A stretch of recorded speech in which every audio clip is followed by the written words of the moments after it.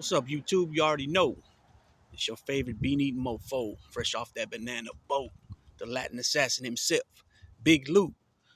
At What It Do with Big Lou and FZR2, baby, baby. So anyways, I'm going to just drop this little short, quick video. It's going to be real quick. Um, As you can see from that thumbnail, it's the movie Blood and Blood Out. I posted on my community page, which is only most of the posts I put there are only for 24 hours. They're good for 24 hours. But I finally ran across a picture of the cast, and they're standing like in a line, and the front is Magic, and then followed by Miklo, and then Carlos, and the rest. I don't know if they're all inmates after that, or some of them are still actors. But one thing's for sure, my cousin's in the line. He's towards the end. So if you go to my community page, he's a tall, darker guy, and I circled his face. R.I.P. He passed away in 2019 January. Jimmy Narvaez, or in Spanish, Jimmy Narvaez. He's from Decoto, California. Now, if you look up Decoto, California, there's no such thing as Decoto, California now. Decoto was a district. Now Decoto is part of Union City. But if you're original and you're from Decoto, nobody would ever say, I'm from Union City. They still say they're from Decoto. Decoto is just about 10 minutes from Hayward, California, and it's about 20 minutes from Oakland, California. So it's in the East Bay area, Alameda County, right? So anyways, there's a couple cats also in the movie. That one, on another community page, I posted like 15 pictures of the movie scenes. I believe he was even flown out to LA and to the premiere, and his name is Ernie Rivera, aka Payaso. He's from West Hayward, Palmacias neighborhood. And his main scene is, you guys remember when Miko gets off the bus for the very first time getting to San Quentin. You know, he's kind of scared, whatever, and he's off the bus and he's walking. He got the shackles on, and the dude, it looks like he's walking the track with a couple cats. And he says, "Orale, Blue Eyes, I got something for you." Something like that, he says. That's him, okay? Then another scene he's in is when Big Al notices Miko down the line. When he looks down the line, he sees the line of guys in the chow line waiting to get their trays. And he says something like, "Oh, look at that white meat down there amongst all that brown brothers," or something like that. And he says something like, "The line's not going to move until he comes up to the front." Okay, well, Ernie's the one that's right behind him. When he doesn't move quick enough to go to the front of the line because he's hungry and he wants his food, right? He pushes him like, "Get up, get up there." Okay, and then the last scene is, if you know, I remember these three scenes he was in. If you go to also my community page, I circled, I think it's a second set of pictures.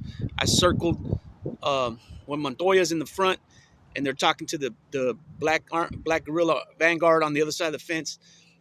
He's the one you can see with the glasses, like, the shades like this, and I circle it's like light blue, and that's him in that scene as well. And it was a good scene. You can see him clear and everything. The third person, or the second person that I know besides my cousin, his name is Chato. I don't really know him, but I know he runs around with some cats that my family knows for a long time. But he knows my cousins, the Narvezes, and other cousins that are from his town as well. A Street Hayward, which is Northside Hayward. I got cousins. Well, they passed away now, but they would be in their late 70s. Anyways, he was sitting there on the weight bench on one of their little juntas. Juntas means meeting. And he's got his legs crossed, and he's got a good little brocha, and his name's Chato, and he's big into the NA scene now.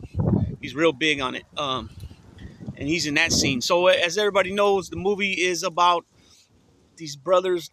I believe it was El Gallo Negro, who is Paco, who becomes a cop. I believe he's a half brother. They got the same mother as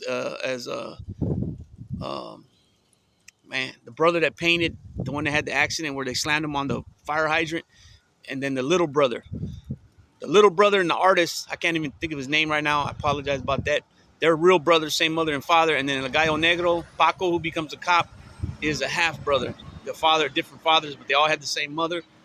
And then Miklo is their cousin.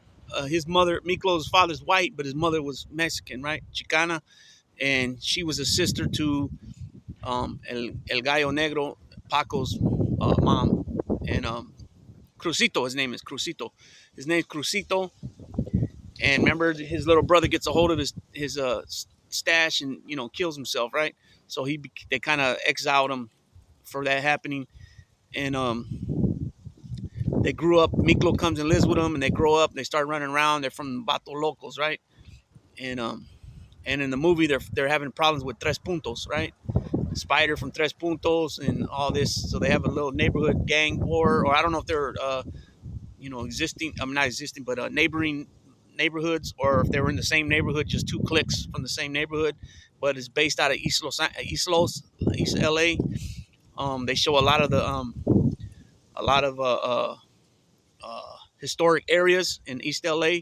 Also, shout out to Just Chillin'. Just Chillin' did a good job going to the areas and showing the murals and stuff like that down in LA. He does a good job. So if you don't mind, do me a favor. Anybody that hasn't already, go to Just Chillin' and sub to his channel. He's done a video of Venice Beach. He does a lot of he takes us on a lot of trips in that area. He does a good job too on his shorts and also his lives. He kicks it, plays music. So go check him out at Just Chillin'. That's JUST Chillin', CHILLING. So that's what happens there, and then Miklo ends up going to prison. His cousin Gallo Negro, Paco, becomes a cop, undercover cop, and then they show now. Fast forward, they show Miklo in the prison. He's a new booty, right? He's a NA, a fish, a new arrival. He's a fish. He don't know what's going on, so he meets Popeye Cervera first, and then he tries to pull a fast one on him. And he takes him around and meets some of the homeboys. And Popeye is also Vato Loco from the street, but then he introduces him to Magic, and Magic, he sees on Magic's hands, he has tres puntos on there, which is 3 points. That's what that means, right? And he's tripping. He's thinking that because they funk on the street, that in prison they have problems as well with each other. And that's when Popeye has to break him down and tell him, no, in here we're together. Magic tells him something about, I'm tres puntos, I'm the boogeyman. He tells him something like that, right? About Spider, because he heard about what happened to Spider. And so that tripped them all out. Fast forward, not fast forward, but this is obviously not a real movie, as far as the names are using. The way it's all going down, yes, that's how it goes, right? Same thing. You're on the street, you're from this neighborhood, they're from that neighborhood. You guys are enemies on the street, rivals, ops, however you want to say it. When you get to the joint, that's over with, right? So that is true. The part that's not true is obviously the names they use, right? As far as the Honda, that's not really the name. And then these guys were from East Los or LA area, down south, Southern California. And when they get to San Quentin, most of the guys that they used that they used as extras that were actually inmates were all Northern California cats, right? From either the East Bay, which is Oakland, Hayward, Dakota, San Francisco, San Jose, Salinas, Watsonville. Most of all those cities were going there. Also, go check out Gunner's Collective or Gunner's Profile. I'm not sure which channel because he has two channels. He interviewed one of the black brothers that was in the movie as well. He was actually an inmate, and he explains how they were only allowed to have so many inmates in each scene, right? I guess it was a rule that the warden came down with, or CDC headquarters in Sacramento, one or the other. I'm not sure how that worked, but he explains how it went. So go to Gunner's Collective and or Gunner's Profiles, or go to both, give them a sub, and find that video and watch that video. So in the meantime, after certain guys started getting out of prison, they started planning things, as far as ways to come up on money. They want to hit an armored truck, stuff like that. You had guys that were coming out that were giving phone calls to undercovers and spilling the beans about things that were happening, just like in real life. This stuff goes in real life. A lot of people think that, everybody's honorable, everybody's a stand-up person, but this stuff actually goes on even in the general population yards. People are always looking to get a break if they think they can get away with. Not all people, but this happens. It's happened many times where information is given, just like in the movie, for certain jobs they're going to do, because at the end of the day, this is a form of organized crime. It is organized crime. It's all about the money. Money will go to the head honchos. You know what I'm saying? The guys that's sitting on top will get the bread. They'll get the money. They'll get the feria. They'll get the mula. They'll get the shkarol, however you want to say it, right? Greenbacks, however you want to put it. They'll get it. They're the ones that get it. They're the ones in control of the banks. The banks for that organization. If you're a low level member, like a entry level member or a mid entry level member, you're not going to be having you're going to be following directives at all times, right? So um, as everybody knows, they fandangled it where they took out their main guy, who was Montoya in the movie, by making a replica of the guy running the Black Guerrilla Vanguard, his comb, right? They made a replica of the comb, and inside was a message to take out Montoya when he went out to court for something with his daughter, something, child custody or something like that, where he was held at a county facility, and this guy receives the comb, and he kills him, right? He kills him, and then somehow CDC works it where the head of the Black Guerrilla Vanguard comes out and talks to this guy about what happened, and he tells him what happened, that I received your comb, but that wasn't his comb. I think Magic masterminded that with they made a mold, right, of the comb somehow. It was a pick, right? Because dude had a big ass afro. I forgot. I don't even remember the guy's name. It was what's his name? Played him, Delano something. He played him. And anyways, so they killed Montoya to get him out of the way because they didn't like the way he was taking his vision for the organization. You know what I mean? They thought he was getting a little soft, so they got him out of the way. Magic and Miklo took over as the leaders, and then Miklo comes back after he, like I said, one of the guys who was Popeye's brother. I can't think of his name right now. Smokey, I think his name was Smokey. Gives up the information. He calls LAPD, and he gives Paco, Detective Aguilar, I think his name was, the information about the armored truck. They're going to try to take the armored truck out, and he gives up the information, and he sees out the rearview mirror when he's coming around the armored truck. He sees, or actually, they're chasing these guys, right? And he sees them. I think he runs around the van that they had, and his cousin Paco's coming around, and from the rearview mirror, he sees the side mirror. The side mirror. He sees that it's his cousin Miklo, and so he hesitates a minute, and then he takes off running, thinking that, oh, that's my cousin. He ain't gonna bust me. He ain't gonna let me go. And he shoots him in his leg, and he ends up getting his leg amputated. He comes and sees him in the hospital, and he's like, fuck you. You ain't my cousin. You fucking chump. You know what I mean? You're a rat. Blah blah blah. And so there goes Miklo back to the pen with one less leg. Right? He gets kind of made fool of by the ABs, or actually, I don't know what they went by. Actually, I don't remember what they were called in there. I don't think it was AB. They were going by something else. Anyways, they take him out. Not take him out, but they humiliate him. They take his leg off. Billy Bob Thornton's character, and they take the leg off, and I think they put it in his mouth. They just humiliate him, and I'm surprised by that happening, that they didn't. It didn't get worse than that, like between the two group segments, because come on, this is one of the leadership guys, and he gets made a fool like that.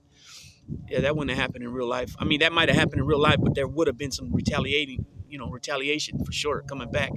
And then also, I forgot about Big Al. Besides bringing up Big Al, he ends up, I don't know if Big Al was a lifer or what. That was just his thing, but he liked messing with punks, obviously.